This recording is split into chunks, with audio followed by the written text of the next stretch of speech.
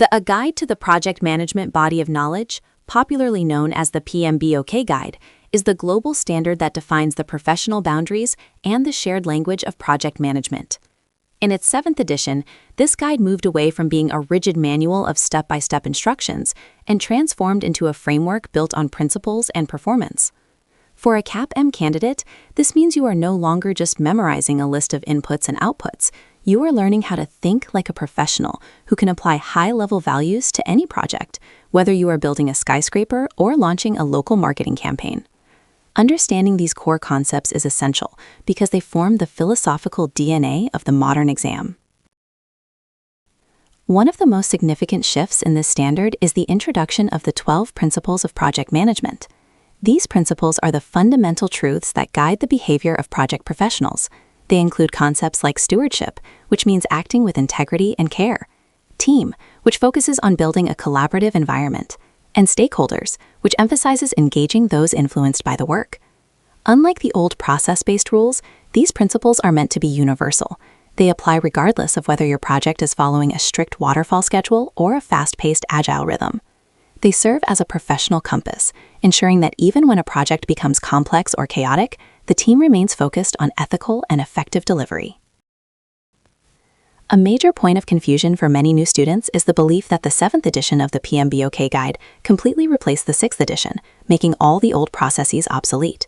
This is a significant misunderstanding that can lead to gaps in your study. In reality, the two editions complement each other.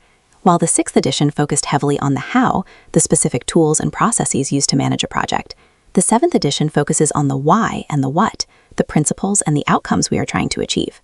Think of the 6th edition as the detailed technical manual for an engine, while the 7th edition is the driver's handbook that explains how to navigate the road safely and reach your destination. For the CAPM exam, you need to understand both, the disciplined mechanics of the past and the flexible principles of the present.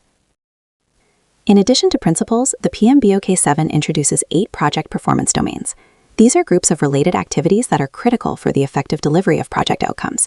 Instead of looking at project management as a linear sequence, these domains, such as stakeholders, planning, uncertainty, and delivery, all happen simultaneously throughout the project lifecycle. For example, you don't just do planning at the start. You are constantly in the planning domain, adjusting your approach as new information emerges.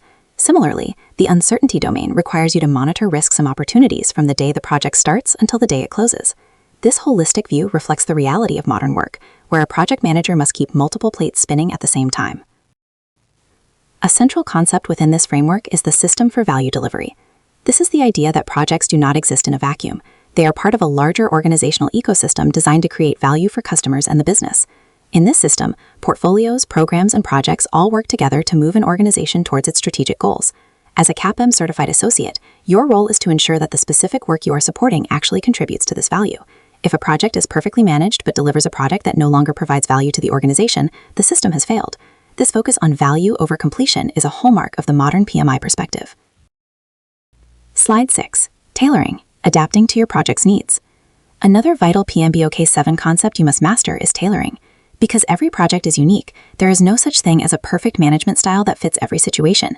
Tailoring is the deliberate adaptation of the project management approach, governance, and processes to make them fit the specific environment and the work at hand.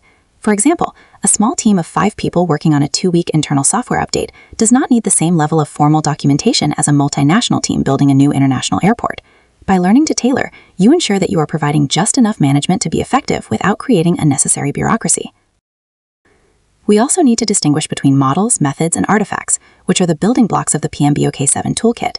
A model is a simplified representation of a complex idea, like a leadership style or a communication theory. A method is a means for achieving an outcome, such as a specific estimation technique or a meeting format. An artifact is a tangible project document, like a risk register, a project charter, or a Gantt chart. On the exam, you will be expected to recognize which tool is the most appropriate for a given situation. You might be asked which artifact would help a team track project issues, or which method is best for prioritizing a list of customer requirements. To see these principles in action, imagine a project team building a new employee training portal. If they follow the principle of focus on value, they won't just build every feature requested, they will prioritize the ones that help employees learn fastest. If they apply the stakeholder principle, they will involve actual employees in the testing phase to ensure the portal is user-friendly. By using these principles as a guide, the team can navigate technical challenges and changing requirements while staying aligned with the project's true purpose. This is the mental model that PMI expects you to bring to the exam room. As we wrap up this overview of PMBOK 7, remember that your goal is not to memorize every word of the guide, but to understand the logic that ties these concepts together. You are building a foundation of professional judgment that will serve you throughout your entire career.